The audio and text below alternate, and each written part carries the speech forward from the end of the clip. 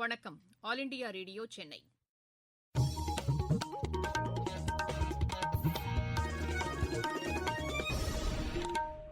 மாநிலச் செய்திகள் வாசிப்பவர் சுமித்ரா ரத்னம். தலைப்புச் செய்திகள்: பள்ளிக் கல்வியில் கற்றல் மற்றும் கற்பித்தல் திறனை மேம்படுத்த வகை செய்யும் திட்டத்திற்கு மத்திய அமைச்சரவை ஒப்புதல் அளித்துள்ளது. தமிழகத்தில் தற்போதைய சூழ்நிலையில் பள்ளிகளை திறப்பதற்கு வாய்ப்பே இல்லை என்று அத்துறைக்கான அமைச்சர் திரு செங்கோட்டையன் கூறியுள்ளார்.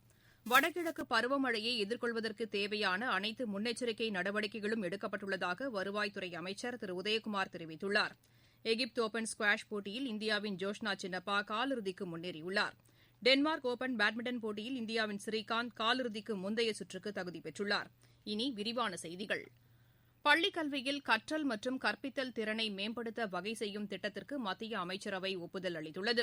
இன்று புதுதில்லியில் பிரதமர் திரு நரேந்திர மோடி தலைமையில் நடைபெற்ற அமைச்சரவைக் கூட்டத்தில் இதற்கான முடிவு மேற்கொள்ளப்பட்டது. இதனை செய்தியாளர்களிடம் தெரிவித்த தகவல் ஒலிபரப்புத்துறை அமைச்சர் திரு பிரகாஷ் ஜவடேகர், 5718 கோடி ரூபாய் செலவில் ராஜஸ்தான், மகாராஷ்டிரா, கேரளா, மத்திய பிரதேசம், ஹிமாச்சல பிரதேசம் மற்றும் ஒடிஷா ஆகிய மாநிலங்களில் இந்த திட்டம் செயல்படுத்தப்பட உள்ளதாக கூறினார். இந்த திட்டத்திற்கு உலக வங்கி 3700 கோடி ரூபாய் நிதியுதவி வழங்க உள்ளதாகவும் அவர் தெரிவித்தார். இதேபோன்ற திட்டம் ஆசிய வளர்ச்சி வங்கி உதவியுடன் தமிழகம், குஜராத் உள்பட 5 மாநிலங்களில் செயல்படுத்தப்பட உள்ளதாகவும் அவர் கூறினார். ஜம்மு காஷ்மீர் மற்றும் லடாக் யூனியன் பிரதேசங்களுக்கு 520 கோடி ரூபாய் சிறப்பு நிதியுதவி திட்டத்திற்கும் இக்கூட்டத்தில் ஒப்புதல் அளிக்கப்பட்டதாக திரு பிரகாஷ் ஜவடேகர் தெரிவித்தார். தமிழக அரசு கூடுதலாக 9627 கோடி ரூபாய் கடனுதவி பெற மத்திய அரசு ஒப்புதல் அளித்துள்ளது. சரக்கு மற்றும் சேவை வரி விதிப்பின் இழப்பீட்டில் எழுந்துள்ள பற்றாக்குறையை எதிர்கொள்வதற்கு ஏதுவாக மாநில அரசு தேர்ந்தெடுத்த விருப்பத்தின் அடிப்படையில் இந்த அனுமதி அளிக்கப்பட்டுள்ளதாக நிதியமைச்சகத்தின் செய்திக்குறிப்பு தெரிவிக்கிறது. இதையடுத்து 21 மாநிலங்கள் 78,452 கோடி ரூபாய் அளவுக்கு கூடுதலாக கடனுதவி பெற ஒப்புதல் அளிக்கப்பட்டுள்ளதாக அதில் குறிப்பிடப்பட்டுள்ளது. தமிழகத்தில் தற்போதைய சூழ்நிலையில் பள்ளிகளை திறப்பதற்கான வாய்ப்பே இல்லை என்று பள்ளிக் கல்வித்துறை அமைச்சர் திரு செங்கோட்டையன் தெரிவித்துள்ளார். வேலூர் மாவட்டம் காட்பாடியில் இன்று செய்தியாளர்களிடம் பேசுகையில் அவர் இவ்வாறு கூறினார். பள்ளியை திறப்பதை பொறுத்தவரையிலும் இன்று இருக்கின்ற சூழ்நிலை உங்களுக்கு தெரியும். வீட்டிலே சொன்னால் உங்களுடைய குழந்தையை உங்களுடைய துணைவியார்கள் அனுப்ப மாட்டார்கள். அப்படி இருக்கின்ற போது ஆந்திராவிலே பள்ளியை திறந்தார்கள். 26 மாணவர்களுக்கு இந்த தொற்று நோய் ஏற்பட்டதன் அடிப்படையில் உயிர் சேதங்கள் கூட ஏற்பட்டிருக்கிறது. இதையெல்லாம் மனதிலே கொண்டுதான் எப்போது அது புற்றுநோய் குறைகிறதோ அதற்கு பிறகு மக்கள் நல்வாழ்வுத்துறை, பள்ளிக்கல்வித்துறை, வருவாய்த்துறை ஒருங்கிணைந்து முதலமைச்சர் அவர்கள் கூட்டத்தை கூட்டுவார்கள். அந்த முடிவினை முதலமைச்சர் தான் அறிவிப்பார்களே தவிர இப்போது அதற்கு சாத்தியக்கூறுகளே இல்லை. வடகிழக்கு பருவமழையை எதிர்கொள்வதற்கு தேவையான அனைத்து முன்னெச்சரிக்கை நடவடிக்கைகளும் மேற்கொள்ளப்பட்டுள்ளதாக வருவாய்த்துறை அமைச்சர் திரு உதயகுமார் கூறியுள்ளார்.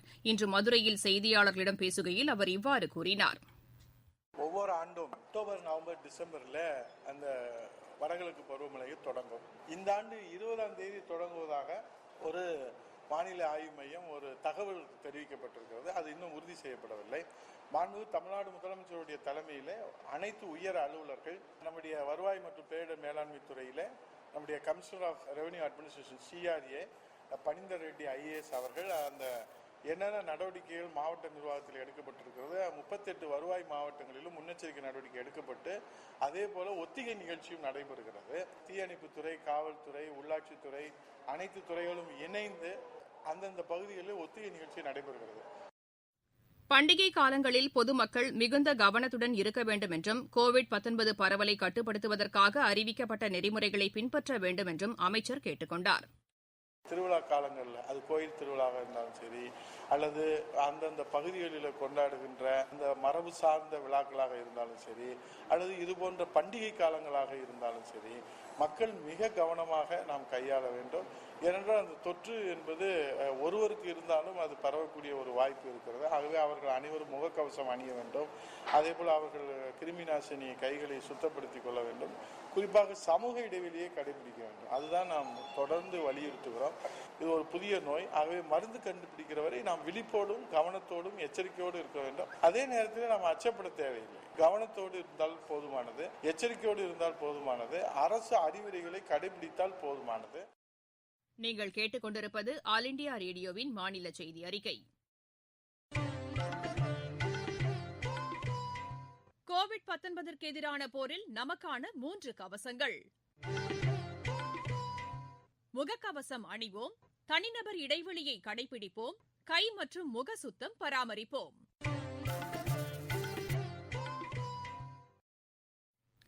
தமிழகத்தில் கோவிட்-19 பாதிக்கப்பட்டோர் எண்ணிக்கை 6,70,392 அதிகரித்துள்ளது. இன்று மட்டும் இந்த நோய் தொற்று 4,462 பேருக்கு உறுதி செய்யப்பட்டதாக மாநில அரசின் செய்திக்குறிப்பு தெரிவிக்கிறது. இந்த நோய் தொற்றினால் பாதிக்கப்பட்டவர்களில் இன்று 5,083 பேர் குணமடைந்ததாகவும் அதில் குறிப்பிடப்பட்டுள்ளது. கோவிட்-19 தொடர்பான மக்கள் பங்களிப்புடன் கூடிய விழிப்புணர்வு இயக்கத்தின் கீழ் பல்வேறு துறையைச் சார்ந்தவர்கள் பொதுமக்களுக்கு வேண்டுகோள் விடுத்து வருகின்றனர். இதன் ஒரு பகுதியாக நாமக்கல் மாவட்டம் சேந்தமங்கலம் சட்டப்பேரவைத் தொகுதி உறுப்பினர் திரு சந்திரசேகரன் முகக்கவசம் அணிய வேண்டியதன் அவசியத்தை வலியுறுத்தினார். காரவல்லியில் எமது செய்தியாளரிடம் பேசுகையில் அவர் இவ்வாறு கூறினார். முதலமைச்சர் அவர்கள் வீட்டிலே இரு, விழிப்போடு இரு, தனித்திரு, அந்த சிறப்பான வார்த்தையை இன்றைக்கு தினந்தோறும் சொல்லி வருகிறார்கள். பொது இடங்களில் அவசியம் முகக்கவசம் அணிந்துதான் செல்ல வேண்டும். வீட்டிற்கு வந்தவுடன் தங்களுடைய கைகளை சுத்தமாக கழுவிடுதல் வேண்டும்.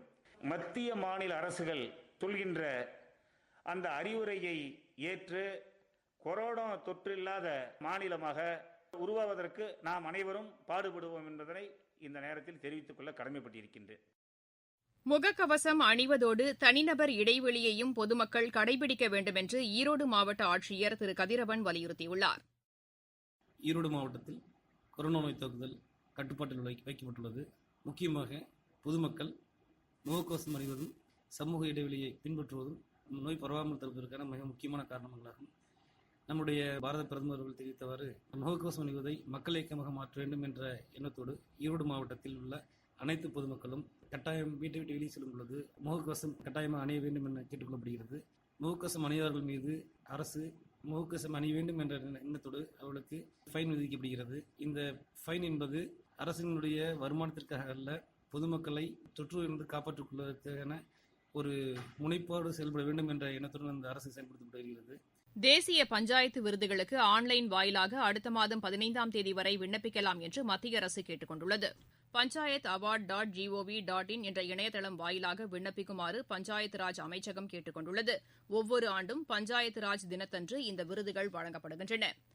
கர்நாடக நிலப்பரப்பில் நிலை கொண்டுள்ள காற்றழுத்த தாழ்வு மண்டலம் காரணமாக தமிழகத்தில் அடுத்த 48 மணி நேரத்திற்குள் தேனி, திருநெல்வேலி, தென்காசி, கன்னியாகுமரி, விருதுநகர், ராமநாதபுரம், தூத்துக்குடி ஆகிய மாவட்டங்களுக்குட்பட்ட ஒரு சில பகுதிகளில் மழை பெய்யக்கூடும் என்று சென்னை வானிலை ஆய்வு மையம் கூறியுள்ளது. திருநெல்வேலி, கன்னியாகுமரி மாவட்டங்களுக்கு உட்பட்ட ஒரு சில பகுதிகளில் கனமழைக்கு வாய்ப்புள்ளதாகவும் தெரிவிக்கப்பட்டுள்ளது. கேரளா, கர்நாடகா கடலோரப் பகுதிகளுக்கு நாளை வரை மீனவர்கள் செல்ல வேண்டாம் என்று கேட்டுக் கொள்ளப்பட்டுள்ளனர். தென்மேற்கு வங்கக்கடல் பகுதியில் அடுத்த 2 தினங்களுக்கு பலத்த காற்று வீசக்கூடும் என்பதால் மீனவர்கள் எச்சரிக்கையுடன் இருக்குமாறு அறிவுறுத்தப்பட்டுள்ளனர். இதற்கிடையே மேற்கு தொடர்ச்சி மலைப்பகுதிகளில் பெய்து வரும் மழை காரணமாக குற்றால அருவிகளில் வெள்ளப்பெருக்கு ஏற்பட்டுள்ளதாக எமது செய்தியாளர் தெரிவிக்கிறார். மேற்கு தொடர்ச்சி மலைப்பகுதி மற்றும் தென்காசி சுற்றுவட்டார பகுதிகளிலும் கடந்த 2 நாட்களாக மழை பெய்து வருகிறது. மேற்கு தொடர்ச்சி மலைப்பகுதி, குற்றால மலைப்பகுதியில் கனமழை நீடிப்பதன் காரணமாக குற்றால அருவிகளில் வெள்ளப்பெருக்கு ஏற்பட்டுள்ளது. மெயின் அருவியில் பாதுகாப்பு வளைவையும் தாண்டி தண்ணீர் கொட்டுகிறது. இதுபோன்று 5 அருவி, பழைய குற்றாலம், புலியருவி உள்ளிட்ட அனைத்து அருவிகளிலும் வெள்ளப்பெருக்கு ஏற்பட்டுள்ளது. கொரோனா ஊரடங்கு காரணமாக சுற்றுலாவிற்கு அனுமதி இல்லாதால் அருவிக்கரைகள் அனைத்தும் சுற்றுலா பயணிகளின்றி வெறிச்சோடி காணப்படுகிறது. மேலும் தென்காசி மாவட்டத்தின் நீர்பிடிப்பு பகுதிகளிலும் தொடர்ந்து மழை பெய்து வருவதன் காரணமாக மாவட்டத்தின் பிரதான அணைகளினுடைய நீர்மட்டமும் கணிசமாக உயர்ந்து வருகிறது. தென்காசியிலிருந்து திருமலைக்குமார். விளையாட்டுச் செய்திகள். எகிப்து ஓபன் ஸ்குவாஷ் போட்டியில் இந்தியாவின் ஜோஷ்னா சின்னப்பா காலிறுதிக்கு முன்னேறியுள்ளார். கெய்ரோவில் நடைபெற்று வரும் இப்போட்டியின் மகளிர் பிரிவு காலிறுதிக்கு முந்தைய சுற்று ஆட்டத்தில் அவர் 11-7, 11-6, 7-11, 10-12, 11-9 என்ற செட் கணக்கில் எகிப்தின் ஃபரிதா முகமதை வென்றார். டென்மார்க் ஓபன் பேட்மிண்டன் போட்டியில் இந்தியாவின் ஸ்ரீகாந்த் காலிறுதிக்கு முந்தைய சுற்றுக்கு முன்னேறியுள்ளார். ஒடென்ஸில் இன்று நடைபெற்ற ஆடவர் ஒற்றையர் பிரிவு முதல் சுற்று ஆட்டத்தில் அவர் 21-12, 21-18 என்ற செட் கணக்கில் இங்கிலாந்தின் டாபி பென்ட்ரியை வென்றார். மீண்டும் தலைப்புச் செய்திகள். பள்ளிக் கல்வியில் கற்றல் மற்றும் கற்பித்தல் திறனை மேம்படுத்த வகை செய்யும் திட்டத்திற்கு மத்திய அமைச்சரவை ஒப்புதல் அளித்துள்ளது. தமிழகத்தில் தற்போதைய சூழ்நிலையில் பள்ளிகளை திறப்பதற்கு வாய்ப்பே இல்லை என்று அத்துறைக்கான அமைச்சர் திரு செங்கோட்டையன் கூறியுள்ளார். வடகிழக்கு பருவமழையை எதிர்கொள்வதற்கு தேவையான அனைத்து முன்னெச்சரிக்கை நடவடிக்கைகளும் எடுக்கப்பட்டுள்ளதாக வருவாய்த்துறை அமைச்சர் திரு உதயகுமார் தெரிவித்துள்ளார். எகிப்து ஓபன் ஸ்குவாஷ் போட்டியில் இந்தியாவின் ஜோஷ்னா சின்னப்பா காலிறுதிக்கு முன்னேறியுள்ளார். டென்மார்க் ஓபன் பேட்மிண்டன் போட்டியில் இந்தியாவின் ஸ்ரீகாந்த் காலிறுதிக்கு முந்தைய சுற்றுக்கு தகுதி பெற்றுள்ளார். இத்துடன் இந்த செய்தியறிக்கை நிறைவடைகிறது. எமது செய்திகளை உடனுக்குடன் AR News _சென்னை என்ற ட்விட்டர் பக்கத்திலும், செய்தி அறிக்கைகளை all India radio news Chennai என்ற யூடியூப் சேனலிலும் அறிந்து கொள்ளலாம்.